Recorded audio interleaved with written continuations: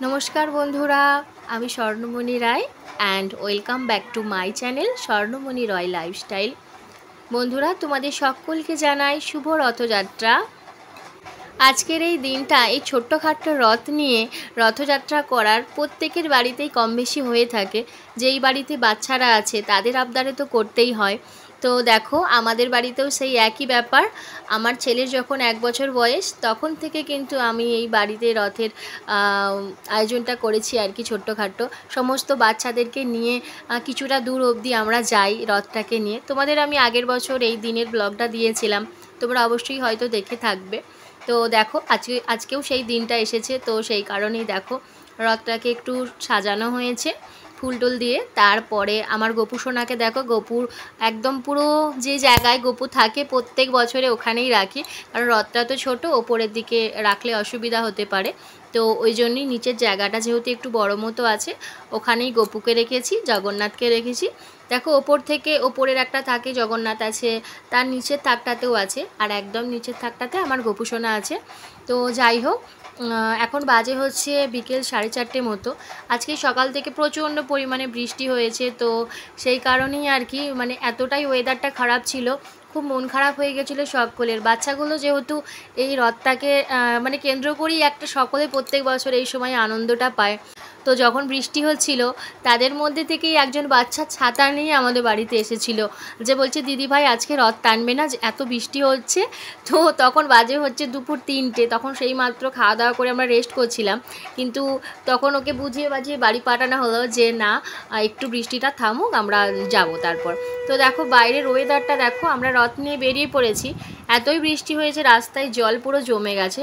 তো কিন্তু বৃষ্টি হওয়ার পর যে ওয়েদারটা কিন্তু সারাদিনের গরমের তুলনায় অনেক ভালো। যাই হোক, তো দেখো আমরা এখন যাচ্ছি রথ নিয়ে জগন্নাথের মাসির বাড়ি। প্রত্যেকবারের মতন কিন্তু এবারেও আমরা রথ নিয়ে যাওয়ার পথে আমাদের যে মা রক্ষা মায়ের মন্দিরটা পড়ে, তো সেখানে মঙ্গলচণ্ডী মায়ের মন্দিরে আমরা সব জায়গায় পুজো দিয়ে তারপরেই কিন্তু আমরা রথ নিয়ে যাই। তো দেখো সেরকমভাবেই আমরা পুজো দিচ্ছি বর্দি ভাই আর আমি। হাঁটতে হাঁটতে আমরা সকলে মিলে চলে এলাম কিন্তু জগন্নাথের মাসির বাড়ি, মানে যেই কাকুটাদের বাড়িতে এই 9 দিন আমাদের রথটাকে আমরা রেখে আসি। জয় জগন্নাথের জয়।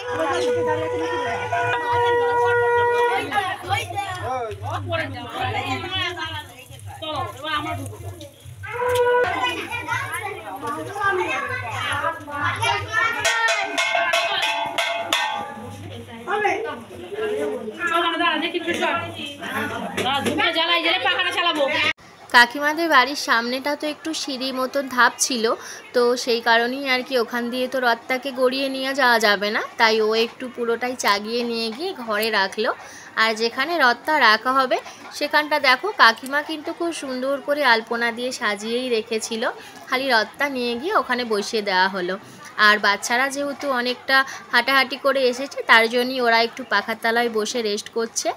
আর এই কাকু প্রত্যেক বছর কিন্তু ওই বাচ্চাদের জন্য খাওয়ার ব্যবস্থা করে, কিছু না কিছু বাচ্চাদের মিষ্টিমুখ করায়। তো এবারেও সেই একই নিয়ম। আর এখান থেকে বাচ্চারা খাওয়া দাওয়া করে নিয়ে আমাদের বাড়িতে যখন যাবে আমি ওখানেও কিছু খাওয়ার ব্যবস্থা করেছি, তো সেখানেও কিছু খাবে। তো দেখো সকলে মিলে কত আনন্দের সাথে আছে। আর রথটাকে আমরা ওখানে রেখে আমি তো আমার গপুকে নিয়ে বাড়ি চলে এলাম। আবার যাব 9 দিন পর, গপুকে নিয়েই যাব, আবার রথকে আনতে যাব।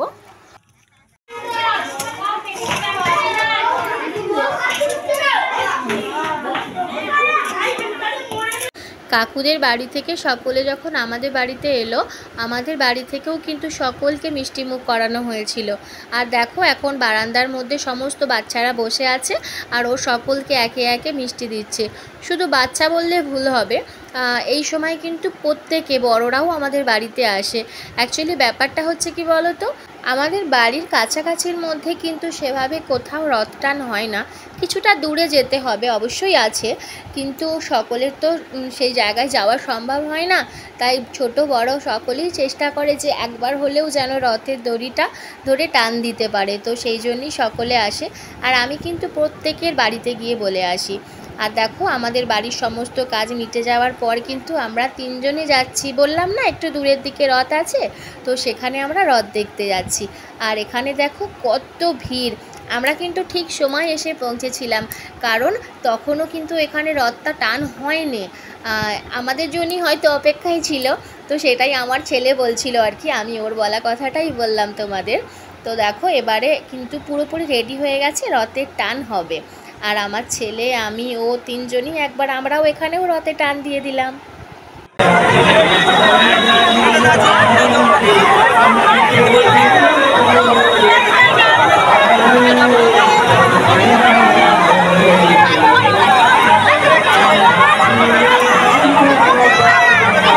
বাপরে বাপ, ভিড়ের মধ্যে পুরো ঠেসাঠেসিতে স্যান্ডউইচ হয়ে যাবার মতো অবস্থা হয়ে যাচ্ছিল আমাদের।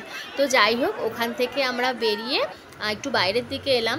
আর দেখো বন্ধুরা, রথ দেখতে গেছি, খাওয়া দাওয়া করবো না, আর ওখানে যেহেতু মেলা বসেছে, আমার ছেলে খেলনা কিনবে না, তাই কি হয় বলো।